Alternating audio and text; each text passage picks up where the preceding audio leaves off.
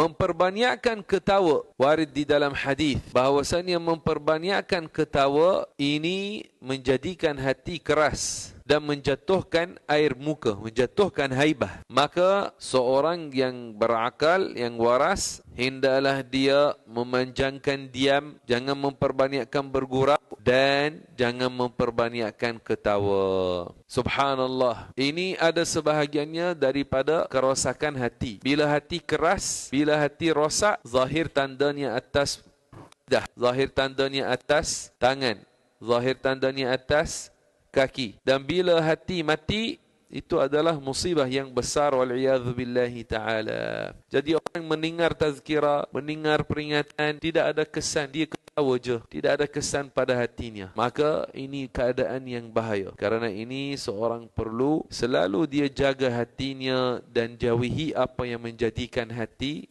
keras.